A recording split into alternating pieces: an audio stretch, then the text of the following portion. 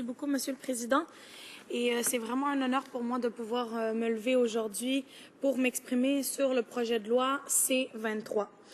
Et j'aimerais commencer par dire, excusez-moi, je vais prendre mes petites feuilles ici, pour dire que à la minute, à la seconde même, où le ministre a déposé son projet de loi, il a écarté toute possibilité d'avoir un débat non partisan. Et je vais vous expliquer pourquoi. Parce que, Monsieur le Président, le ministre essaye de justifier la pertinence et la validité de son projet de loi en mettant en doute l'impartialité d'une institution démocratique qui fait rapport au Parlement, qui, de par son existence, de par sa création même, se doit d'être impartial. Et je vais dire, à ce moment-là, lorsque le ministre a parlé du directeur général des élections comme étant une personne qui ne devait pas porter de chandail avec une couleur particulière, ça ne fait pas simplement jeter le doute dans l'esprit des Canadiens sur la possibilité d'avoir quelques lacunes dans la loi. Non, ça vient jeter le doute ici, dans l'esprit des Canadiens, sur le système au complet, sur l'impartialité du système au complet des élections. Et c'est inacceptable pour un ministre de la Réforme démocratique de traiter les Canadiens d'une façon aussi condescendante et de traiter les institutions démocratiques et ces institutions des élections d'une façon aussi condescendante. C'est pas comme ça qu'un ministre devrait se comporter. Et malgré tout le respect que j'ai pour le ministre, je tenais à faire ce point-là. Un ministre se doit de respecter les institutions et non les attaquer. Et je pense que c'est important de mentionner que le directeur général des élections lui-même, après avoir entendu les propos du ministre, a répondu en disant, et je le cite parce que je pense que c'est important, « Le seul maillot que je pense porter, si on doit continuer l'analogie, je crois que c'est celui des lignes blanches et noires, donc celui d'un arbitre. Ce que je note de ce projet de loi, c'est qu'il n'y aura plus d'arbitre sur la glace. » Et, Monsieur le Président, mon discours va justement vous démontrer à quel point ce projet de loi qui doit réformer le système électoral pour qu'il soit plus démocratique, pour qu'il soit plus transparent, vient au contraire complètement détruire malheureusement toutes nos institutions. Bon, oui, c'est vrai, il y a des points qui sont intéressants dans la loi et sur lesquels nous n'avons rien à dire, mais je ne m'exprimerai pas sur ces points-là parce que je pense que mes collègues ont fait un bon travail, peut-être, de les mettre en évidence. Donc, les Canadiens méritent mieux, Monsieur le Président. Le problème avec le Parti conservateur, c'est qu'ils ont perdu la confiance des Canadiens. Le bilan de leurs 9 années au pouvoir se résume ainsi. Des fraudes, in and out, les appels frauduleux, et aussi des scandales au Sénat. Alors, Monsieur le Président, ce gouvernement ne peut plus obtenir la confiance du peuple canadien et des Québécois.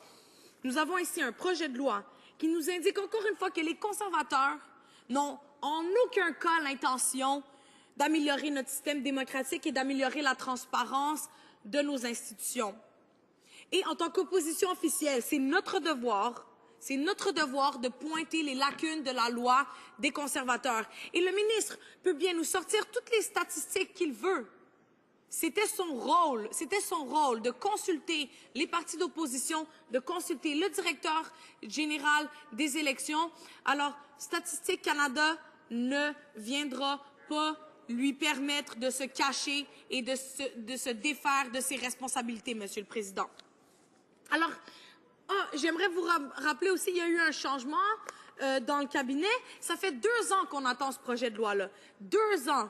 Et voici ce qu'on a sans aucune consultation, sans rien. Le ministre peut bien essayer de nous faire croire qu'il a consulté, c'est correct, mais je ne crois pas que c'est le genre de consultation qu'il aurait dû faire pour des changements aussi drastiques, aussi importants, dans quelque chose qui est aussi fondamental que pour notre démocratie canadienne, le système électoral, Monsieur le Président, et je n'ai pas besoin de vous exprimer à quel point c'est extrêmement important.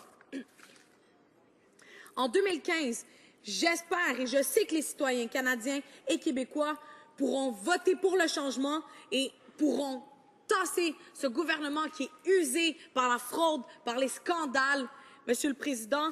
Et je pense que ce projet de loi-là vient démontrer à quel point le gouvernement ne peut même plus laisser les gens décider par eux-mêmes. Ils veulent contrôler le directeur général des élections. Ils veulent contrôler les Canadiens. Monsieur le Président, c'est aberrant. Je suis outrée aujourd'hui de me tenir debout devant le gouvernement pour leur dire que je pense qu'il est temps qu'on change.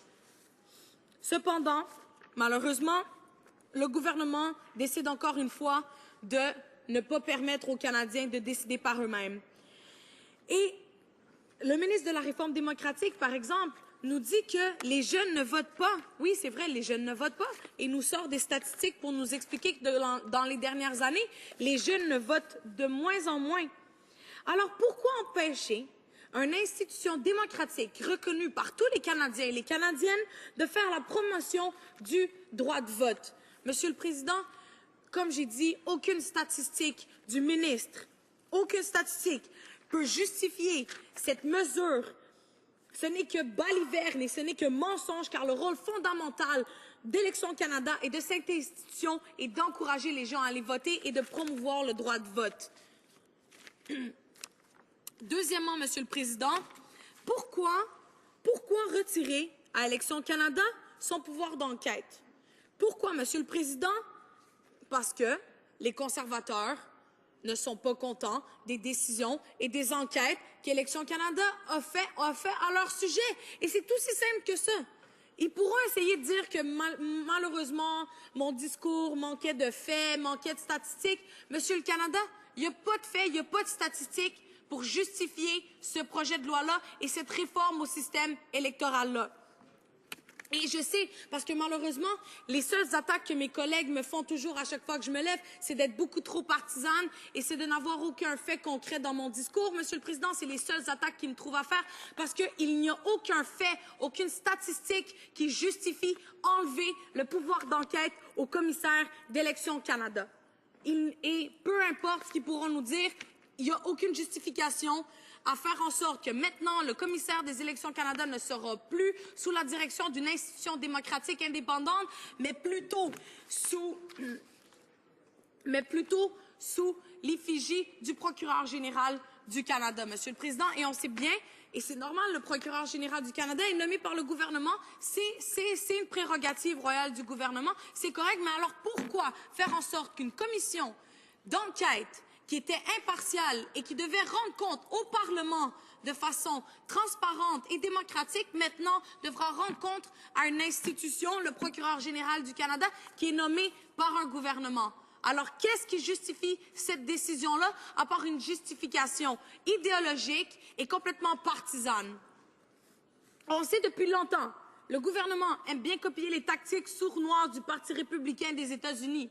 Plusieurs conservateurs, même, députés, s'inscrivent à l'école d'été de Karl Rove, ce stratège américain de George W. Bush qui est reconnu pour ses coups et ses fraudes électorales.